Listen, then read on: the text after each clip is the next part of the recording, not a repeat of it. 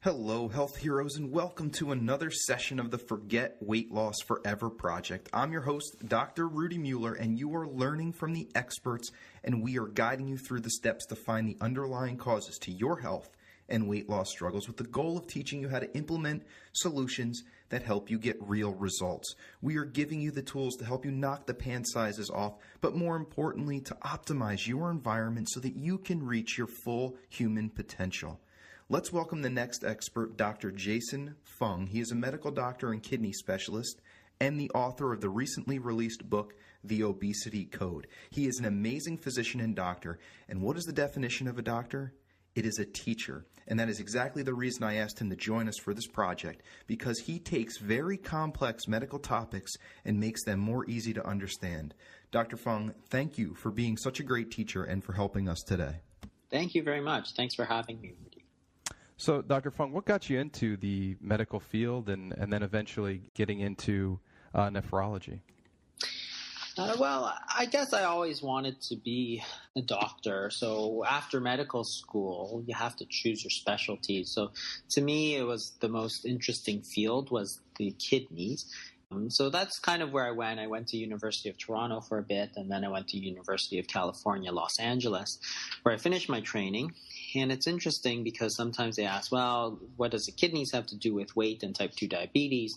And it's usually because the type 2 diabetes, which is very closely associated with the weight gain and obesity, is by far and away the biggest cause of kidney failure.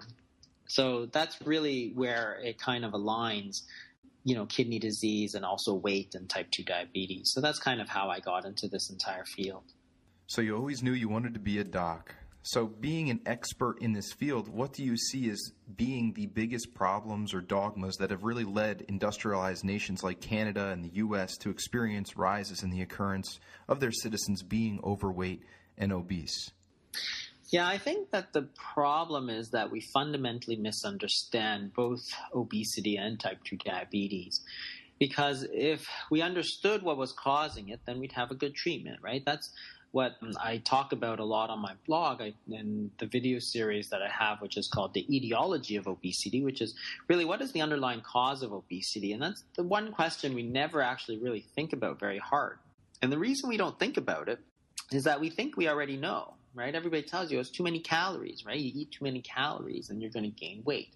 But it turns out that calories is not really the right measure of food because we've all done it, right?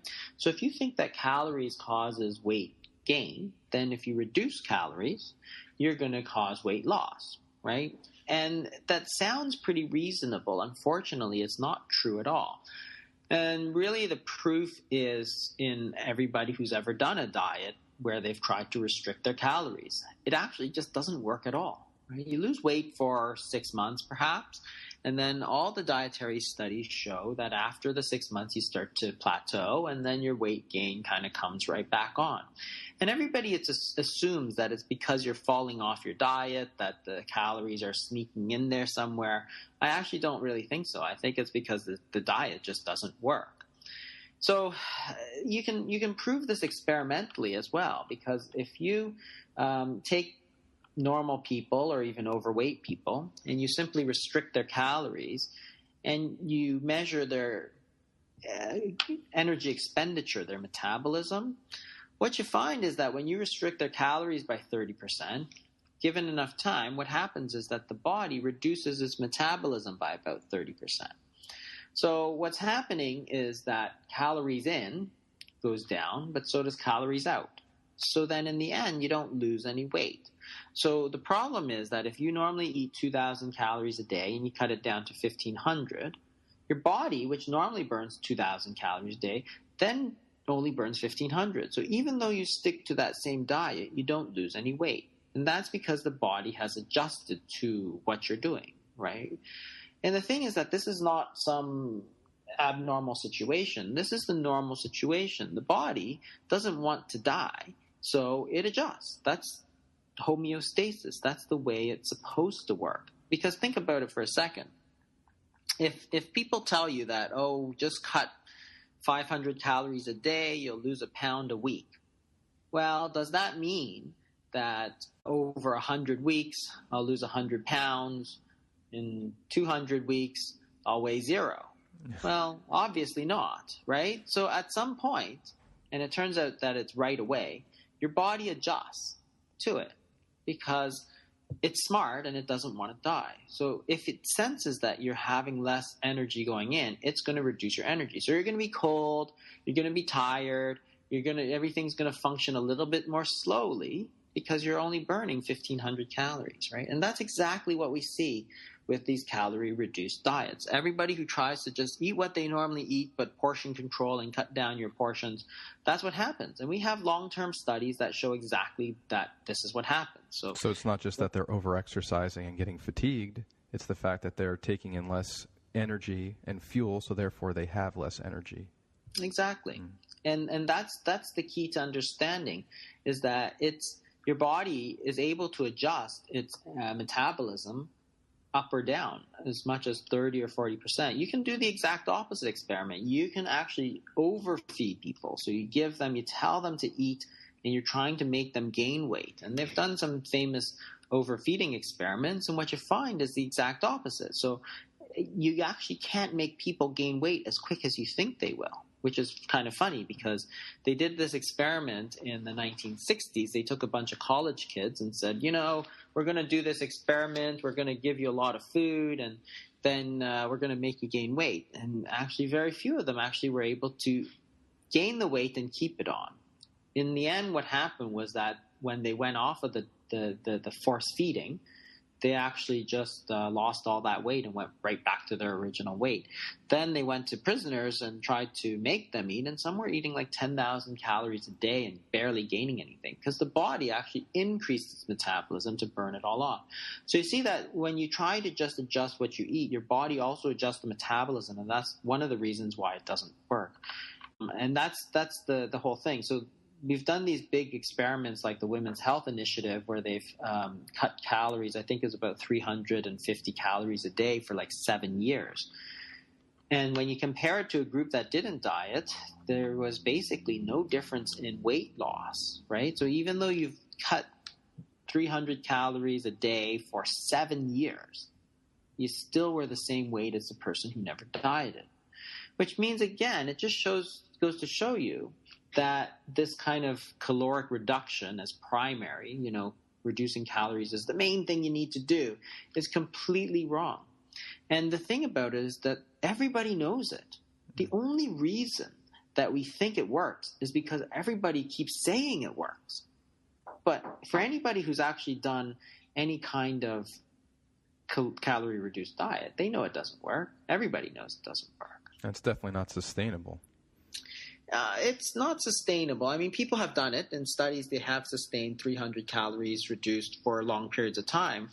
And if you're strong-willed enough, you can. It's just that you won't lose any weight because your body will now burn 300 less calories a day. So you'll still be in an equilibrium. But you'll be eating less, you'll be tired, you'll be cranky. And that's exactly what happens on most diets. So it's not that people stop dieting. It's that the diet stops working. Right? And this is the thing. We always blame the patients for not following it.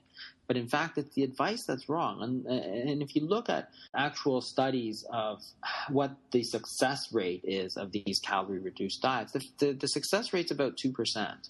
So significant weight loss over 2 years is about 2% of people, right? So 98% failure rate.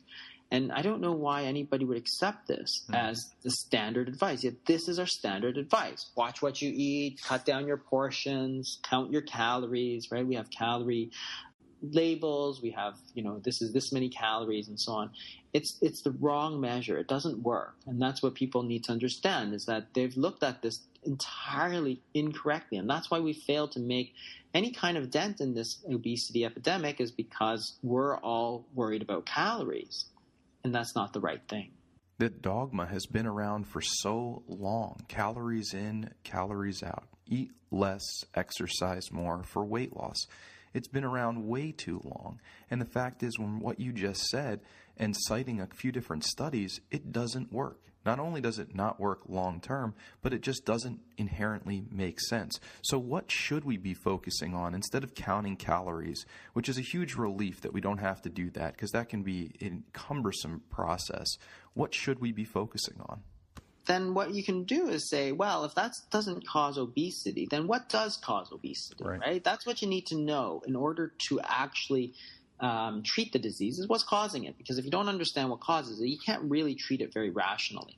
So if you look at the hormone insulin, so insulin is a storage hormone. So when you eat, your blood sugars go up, your insulin goes up, so you store some of that food energy in your body. And when you fast, which means you're not eating, so like at nighttime when you're not eating, your insulin levels go down and you start to pull energy back out from what you've stored during the day. And that's what happens normally. So if you continuously give insulin, then it seems that you will gain weight. And we know this because the truth is that I can make you fat. I can make anybody fat. I just give them enough insulin, enough time, and they will gain weight.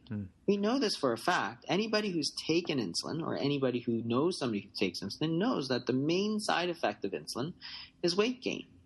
So if I can make somebody fat, that means that that's what's driving a lot of weight gain. So if you look at insulin, now you have to look at it from a different angle. You have to say, well, insulin is what makes people gain weight.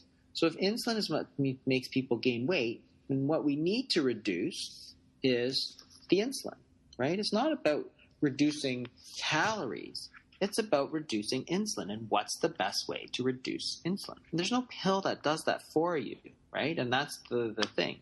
So one of the things that people had recognized very early on is that refined carbohydrates and sugar stimulate a lot of high glucose and also stimulate a lot of weight gain.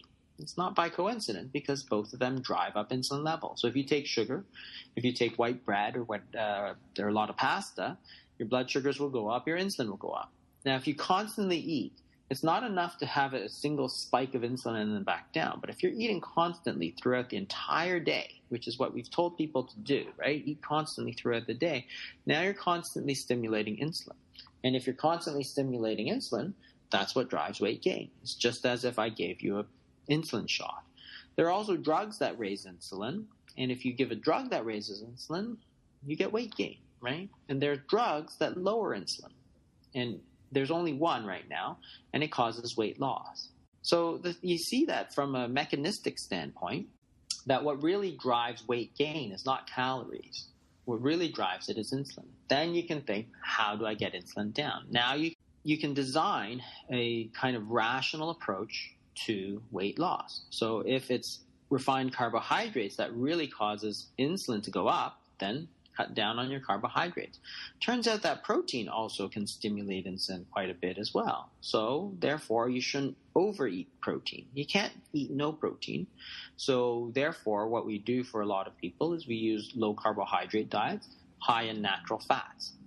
So it sounds funny to eat a high-fat meal, but that's exactly what we tell people to do. So when you're talking about carbohydrates, what would be a low-carbohydrate diet? How do you measure a low-carbohydrate diet? So you can measure by grams, but really what you're interested in is more what the effect on insulin is. So there are tables and there are websites that you can go to which will tell you what the glycemic index of a carbohydrate is, for instance, and you can base it on that. But it's a little tedious. Essentially, if you start sticking to whole unprocessed foods, then the insulin effect is far lower. So where you get the highest insulin effect is foods that are processed. So for example, if you take wheat, if you take the wheat berry, you've got a lot of other stuff in there. You've got protein, you've got fat. You know, what you do when you refine that into flour is that you throw everything else out and you just take the carbohydrate. So instead of a natural food that our bodies have evolved to handle, right? So you can take a food such as sweet potato, which is sweet and has a lot of starches as well. But the effect on the body is not the same because that has all the other fiber and all these other fat and nutrients and stuff that come with it, whereas the flour is really only that part of the wheat berry that is the carbohydrate. We take it out, we refine it, right? So it's different. They're not the same thing. So if you eat a lot of beans, that's a lot of carbohydrates too, but again, they're not the same. So beans have a lot of something called amylopectin. That's the type of starch that it comes in. But there's 3 forms. So wheat is amylopectin A, which is very quickly and easily turned into sugar in the body. And amylopectin C, which is what beans have, they actually are very poorly absorbed, and that's why you get a lot of gas when you eat the beans. And it doesn't have much of an effect on the glycemic index. So you can measure grams of carbohydrates, but there's really, in the end, each food is an individual. It's got its individual nutrient profile, how much fat, how much protein it is. But if you want a general rule, stick to whole, unprocessed foods, and you'll probably do fine. So it's not the carbohydrate that's really toxic. It's the refining process where you throw everything out but one thing, and then what happens is you overeat that thing, right? And for us, it's the sugar, for instance, right? So instead of eating one whole apple, which has lots of fiber, and fiber tends to counteract the effect of the carbohydrate, like the insulin doesn't spike as high, the sugars don't spike as high. If you take one apple, you get sugar, but if you just take the sugar and the juice, now you're running into trouble, right? Mm-hmm. So you might take 5 apples and juice them, throw out all the pulp, throw out all the fiber, all the pectin, all this other stuff that makes it an okay food that our bodies can handle. And you just take the one thing and you just don't take the juice just from one apple, you take it from 5 apples, right? So that's where you start to run into trouble. It's the balance of the foods that's off. So sticking to whole unprocessed foods is a general rule to good health.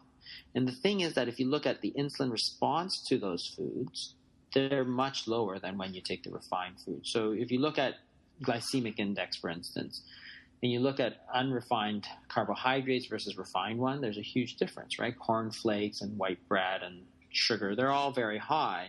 Whereas when you go with things like cauliflower and broccoli and carrots and all that sort of thing, they're much, much lower.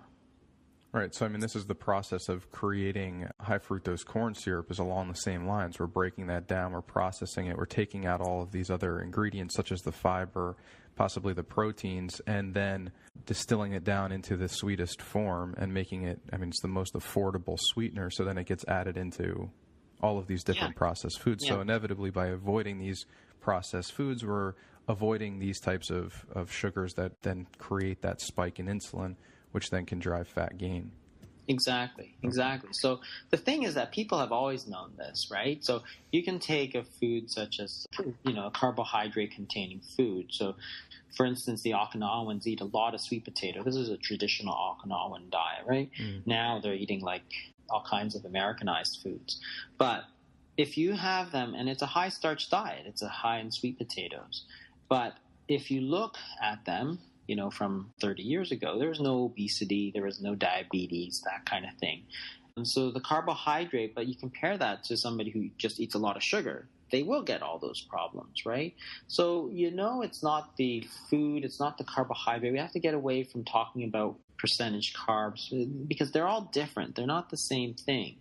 You really have to talk about foods and which foods are making you fat, because people have known for 100 years, yes, if you eat candy, you're going to get fat, but you're not going to get fat eating broccoli, right? You could eat 2,000 calories of broccoli, and I doubt very much that anybody's going to be able to gain weight eating pure broccoli, right? Right. It doesn't happen. And that's the thing about the calories argument that's been so destructive, is that they're saying that 1,000 calories of sugar is the same as 1,000 calories of salad with olive oil and vinegar. It's not even close, right? It's not even close, but you have doctors going out and saying, oh, you can have dessert for dinner because they're both 1,000 calories. Okay, the effect on the body is completely different.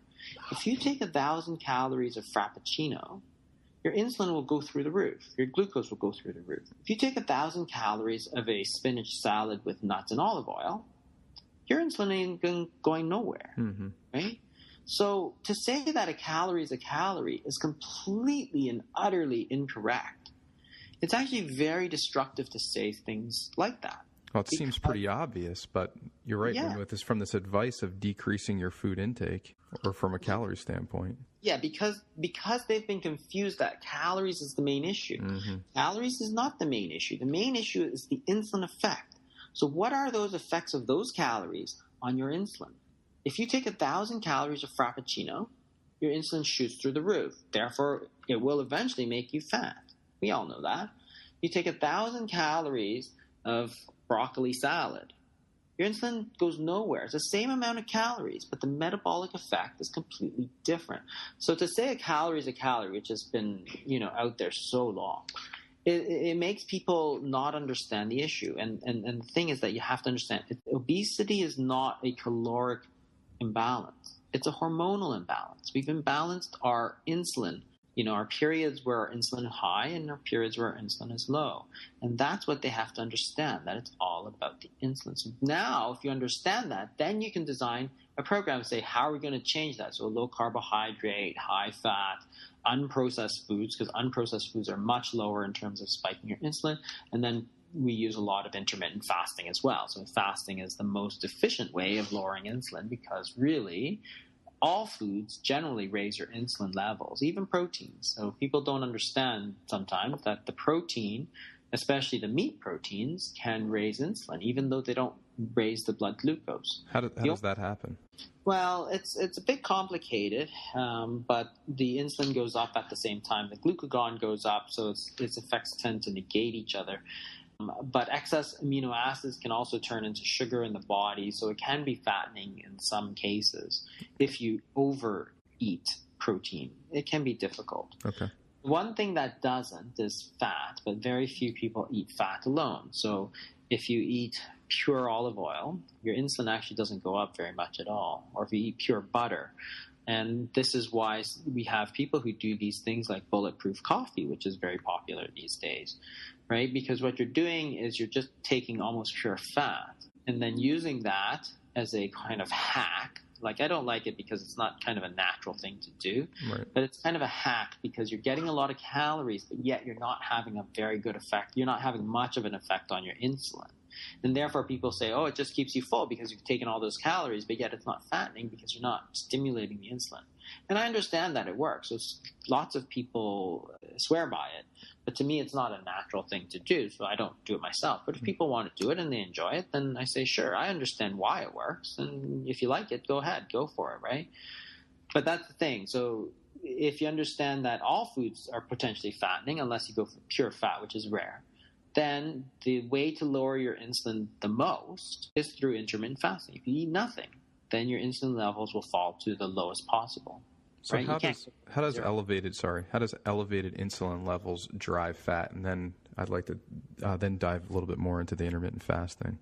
This is where I think a little bit more research needs to come into. So the exact mechanisms are not entirely clear. A lot of people say it's because, well, insulin is a fat storage hormone. So if you have a lot of insulin, you're going to store a lot of fat. That's not quite entirely true. I mean, it's a nice story, but I don't think it's entirely true.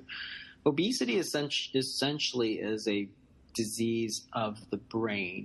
The control of your appetite, the control of everything lies in the hypothalamus, which is a part of your brain that controls how much you eat. So it makes you hungry or it makes you not hungry. So it integrates all the signals that are coming through your body. So if you have a lot of fat, for instance, it will produce leptin and make you eat less. But so the obesity must be controlled somewhere in the brain. But what is it that controls that signal to eat or not to eat? So for a while, there's a lot of excitement about leptin. But leptin turns out it wasn't really the end answer. In obesity, there's a lot of leptin resistance. So the question is, we know that insulin causes weight gain. That we know because we've done it. We give people insulin, they gain weight, right? Therefore, you know it's a cause and effect. So wherever it happens, it must happen somewhere in the brain. So there's some people who think that insulin main action is to block leptin at the hypothalamus. That kind of makes sense to me, but the experimental proof of that is still lacking. From a practical standpoint, it doesn't matter so much because when you lower insulin, you lose weight, right? So how it works is not as important as understanding that it works, right? So that's the bottom line. So, I mean, we talked about the problems of today is the advice that we give, and we as a collective as being the majority of physicians give, is to decrease the calories, watch what you eat, and then to turn on metabolism or to speed it up, and I put that in air quotes, is the increase the frequency of eating. And what you're saying is the complete opposite of both of those. Increase the food intake, but more importantly than the quantity, it's the quality of the food that you're eating. And then you're saying fasting, which is what I understand is decreasing the frequency of eating. Exactly. So there's actually two things you have to be concerned about in terms of weight gain. It's really what you're eating, but it's also when you're eating. Right? And we never forget about this sort of question of frequency in anything else. Like, say you're talking about how much money you make, the salary, right? And you say, oh, I make $100.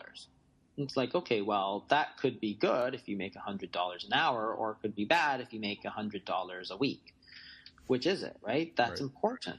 So it's the same thing. It's the number of calories times how often you take those calories, right? So there's a whole question about the meal timing and whether or not it's important or not. And we think, for some reason, that if we constantly stimulate insulin by eating 6 times a day, so one of the things that you can measure is from the NHANES survey, which is a large survey of Americans.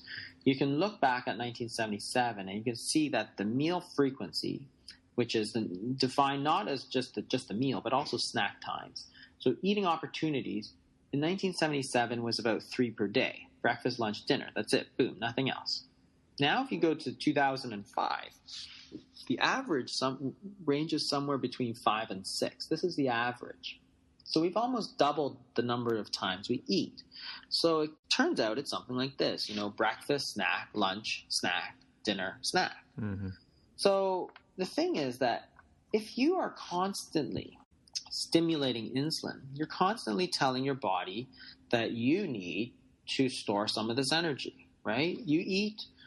So what's normal is that you eat, insulin goes up, you store some of this energy for later, for when you're not eating. Okay, so that's called the fed state when you're, feeding. Mm-hmm. In the fasting state, it's the exact opposite. Insulin levels fall. You take energy that you stored away and you pull it out and burn it for energy, right? So if you go from, a balance, 3 meals a day, 12 hours of feeding, 12 hours of fasting, well, you've got a nice balance there. But we don't do that anymore. We eat the minute we get up, and we never let our bodies rest. We never go into the fasting mode. We're always in the feeding mode. So from the minute you get up to the minute you go to bed, you're eating. So you're always storing energy, right? So now you've gone from 12 and 12 kind of balance, 50-50 balance, and you're doing 16, 18 hours in the fed state and like 6 hours in the fasting state. It's like, well, that's not that hard to understand why we're gaining weight. The other thing is that the constant stimulation of insulin leads to insulin resistance, which leads to higher insulin levels, which is a whole kind of circle that keeps going round and round. Even if you think about it generally, in the 1970s, obesity was a lot less of a problem, and they only ate 3 times a day. So I don't know if you remember, but in the 70s, what would happen when you came home and tried to get a snack is your mom would slap your hand and say, "You're going to ruin your dinner." Right? Now it's like, oh, please, eat a snack, right? That's insane. Why would you think that eating more would make you lose weight?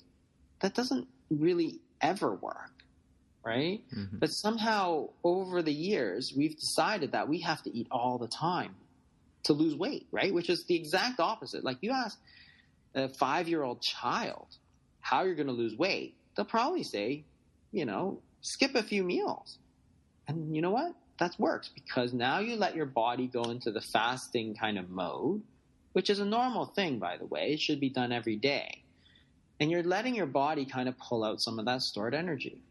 In fact, our very word breakfast is to break your fast, which implies that you should be fasting every single day, right? I love and that's that. what we used to do. Yeah, so that's the thing about what we do is we have to kind of catch up a little bit. So we add periods of fasting. And everybody thinks, okay, so if somebody fasts, and we have people who do, a day at a time or even longer. But if you don't eat for a week, do you think you'll lose weight? Most Of definitely. course you will, right? So what's the problem? There's only two problems. One is, can you do it? And that's where, we help people with it because it's not fun and it's not easy, right? The other question is it unhealthy?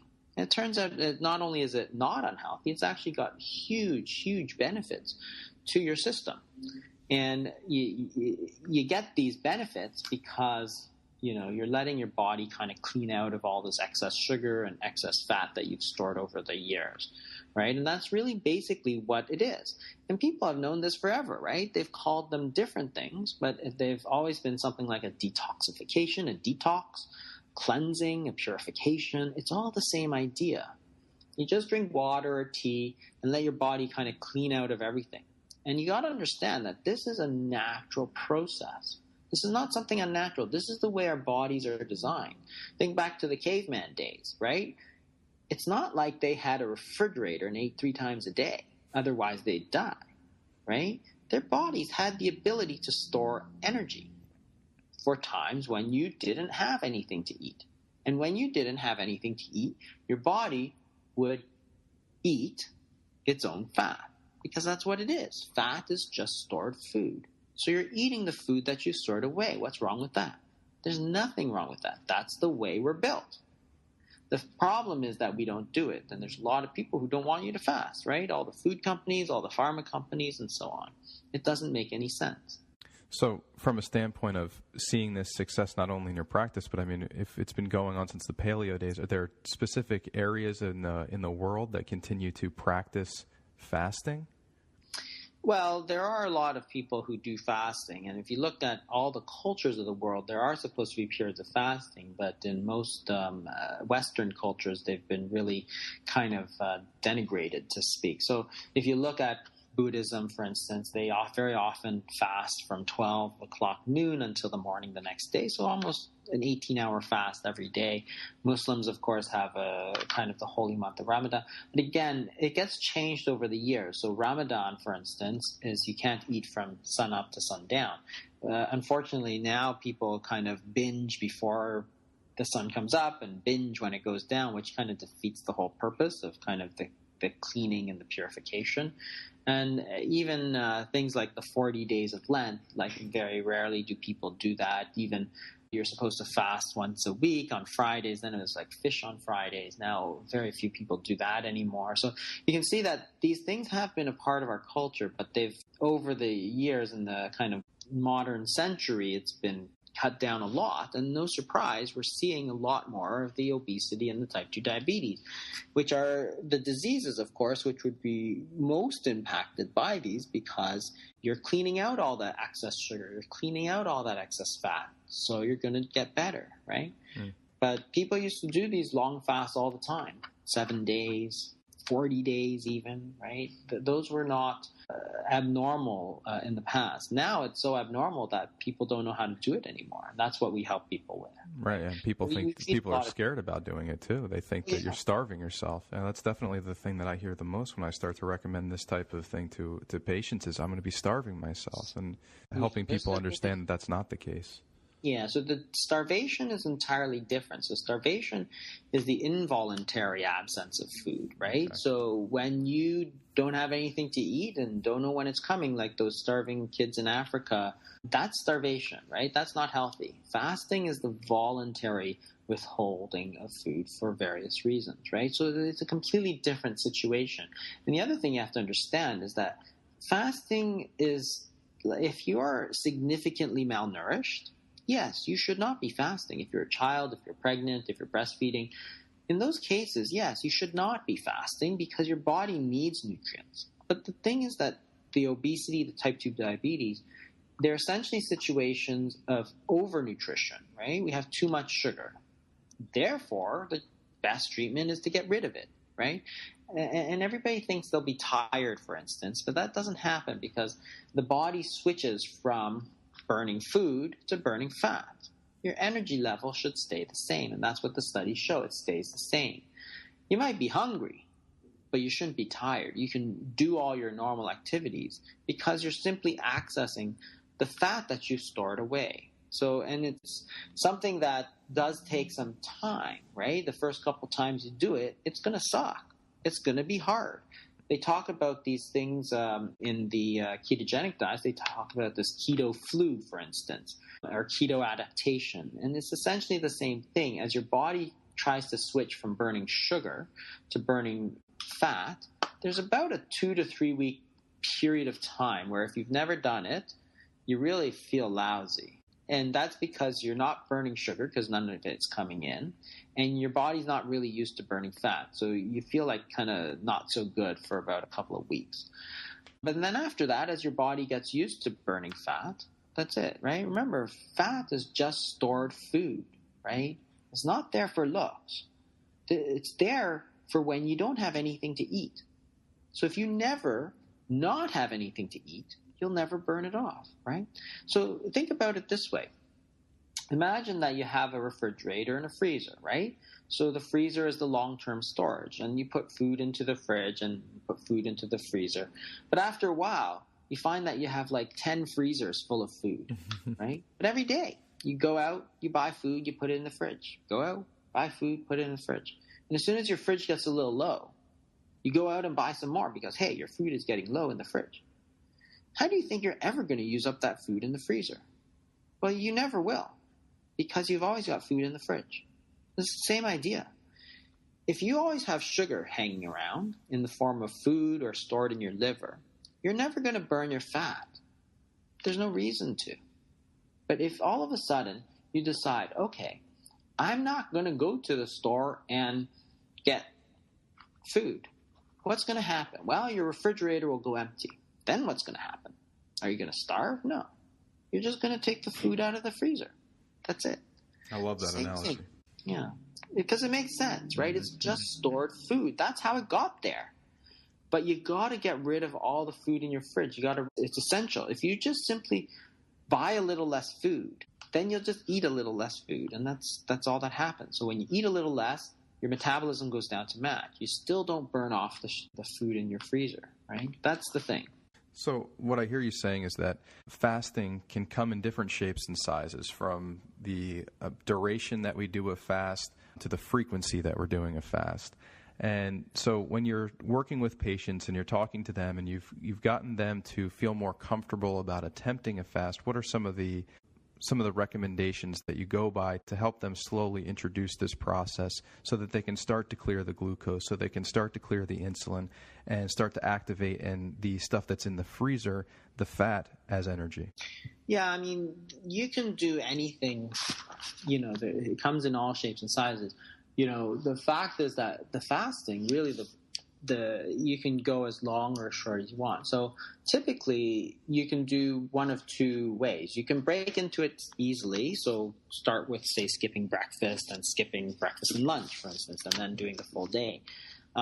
Some people like to go in gently, and some people like to just go in boom right away. And there's no right or wrong answers. The first couple times you do it, it's going to be bad anyway. So some people like to get it over with. It's like going in the pool, right? Sometimes some people like to wade in, and some people like to cannonball right into this event.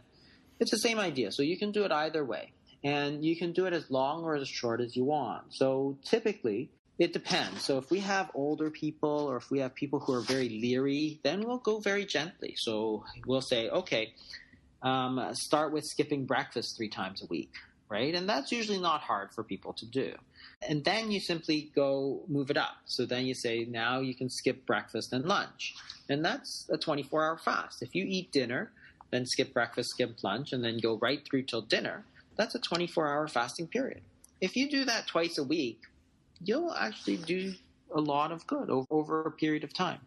If you need faster results, then yeah, you can go longer. You can go the full day. So you can go breakfast, lunch, and dinner. And then you can start going multiple days. You do have to be careful. You have to talk to your physician, especially if you're on medications that have to be adjusted, for instance. But that's why we like, for older people who are on medications, who have medical problems, we like to go slowly, because if they kind of just skip breakfast, then they get their system used to it. Then they go breakfast and lunch, they get their used to it. And then the medications, they're able to adjust and everything. So it's a bit more gentle process. But, we do all different kinds. You have to be prepared, again, that the first couple of times is going to be quite difficult. And that's where people often fall off the wagon, when they don't get the support. So people have tried it, and then somebody inevitably comes up and tells them, oh, you can't do that. You're going to go into starvation mode, right? And then they stop doing it, right? And we have to tell them, no, it's okay. We've done it. We've done it for hundreds and hundreds of patients, and we've seen a lot get better. Other times we'll have, we're different in that I see patients that are quite severe, and I supervise them personally and so on. So we do longer ones, but only under strict sort of supervision. We check their blood work. We have them check their sugars all the time. I personally manage their medications, right? So those ones I would definitely leave for somebody who knows what they're doing and is familiar with that. But yeah, starting slowly is a great idea. Build it up, and then do it on a consistent basis. Yeah, the common one that I'll recommend initially is a 12 and 12, as you indicated before, with only 3 meals, trying to reduce the snacking in between, and then go to the more popular one, or the one that I see talked about more than any other, is the 16 hours of fasting and 8 hours of feed time, I guess you could say, where you're not eating the entire 8 hours, but you're cutting down to 1-2 larger portioned meals in that period of time. Is that something that you would consider as intermittent fasting, or? The 16-8 is a good. I don't really consider it fasting. Okay. Some people call it time-restricted eating, in that you're still eating. In fact, you could eat 3 meals, but within that 8 hours, right? But the idea is the same. It really is a very gentle form of intermittent fasting. We try to get everybody on that. So we tell people, you should try to skip breakfast on most days. That automatically puts you into sort of a 16-8. And then you can kind of add from there. And everybody says breakfast is the most important meal of the day. It's not really. It's a meal of the day, but it's not the most important. Especially when the quality of that food tends to be mostly processed carbohydrates in the standard American diet. Yeah. So if you think about breakfast, it's the meal that breaks your fast, right? But there's nothing that says you have to break your fast at 7 in the morning. You can break your fast at 12 noon. There's nothing wrong with that. The problem, as you said, is that breakfast, everybody's in a rush. So what do? We get a slice of toast, we get cereal, all highly processed carbohydrate-heavy foods. We're not eating the traditional kind of bacon and eggs, right? Once in a while we do. It's a real treat, because most people are rushing out the door, getting your kids to school and rushing into work, right? So it's like, forget it. Simplify your life. Just have a cup of coffee. Have a big glass of water, have a cup of green tea, and wait to break your fast until noontime. In a sense, that breakfast meal is important, but you can do it at 12 noon. There's nothing wrong with that. All you're doing, so I tell people, think about it this way. When you eat, you're storing food. When you're sleeping, you have to pull some of that food energy out. By skipping breakfast and giving yourself an extra 5 hours, right, from 7 to 12, where's your energy going to come from? It's got to be pulled out of your body, because you're not eating, right? So you're giving your body a bit of extra chance to burn off that food energy. That's it. So 16-8 is a great thing, and we try to use that as a baseline for a lot of people, and then kind of layer on from there. And it makes it very easy, because if you're used to kind of skipping breakfast and going lunch, dinner kind of thing, then to do a 24-hour fast means you just skip lunch once in a while. And that's it. You work through lunch. That's it. And then that's a 24-hour fast. If you do that twice a week, hey, it's like the 5-2 diet or whatever. They're very, very similar to that. But by skipping breakfast kind of as a baseline, it makes that very easy. You're lengthening your daily fasting period. Shorter fasts, of course, you generally do more often. So if you do like a 12-hour, 14-hour fast, you should be doing that every day. That's just normal, right? If you're going to go to 18, the 16-8, you could do that every day, or like 5 days a week kind of thing, and you'll probably get benefit. And then when you start going to the 24 hours, you might do that 2 to 3 times a week. So you see, you go longer, and you typically do it a little less frequently, depending on what your goals are. Great. Well, I really I appreciate your time. I appreciate you helping debunk a couple of the common myths, such as the calories in, calories out, the myths that a lot of our physicians are recommending still today is the decreasing the food intake and increasing the frequency of eating, and really getting at some of the underlying issues here, specifically from a hormonal standpoint, insulin being the main driver of fat storage, and then how to implement different strategies such as food intake being low carbohydrate, higher fats, and decreasing the frequency of the eating to be able to help interact and decrease the insulin levels. Now, Dr. Fung, is there anything right now that you are working on that you'd like to tell the listeners about? Well, I've got my book, The Obesity Code, which goes over a lot of this, trying to understand what the causes of obesity are.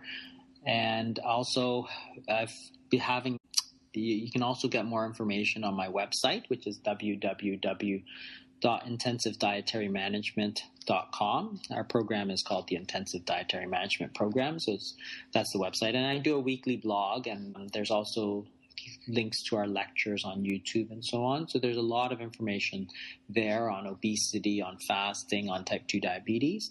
And I'm expecting to I'm also writing a book with Jimmy Moore that should be coming out in November of 2016, dealing specifically with fasting. So that should be an interesting project as well. Great. Dr. Fung, thank you for shining the light on the dogma that is the calorie in, calorie out, that we have, as industrialized nations, become more obese because we're more gluttonous, we can't control our appetite, and that we've become more lazy. We're not exercising enough. Taking the blame off of people who are overweight, it is not your fault. There are other underlying issues at hand here. And one of the biggest ones is how your body responds to sugar, carbohydrates, with its glucose and insulin. And each person is just a little bit different. And Dr. Fung, thank you very much also for giving us a real solution in intermittent fasting. So now that you know more about this, now that you have some tools, I encourage you to begin the change in your life now. Add more tools to your hero tool belt by bringing this information home with you. Click the link beside or below and purchase this interview and share it with your friends, your loved ones, your family members, so that we all can reach our full potential. This is Dr. Rudy Mueller saying live happy, live healthy, and affect others positively. Thank you so much for listening.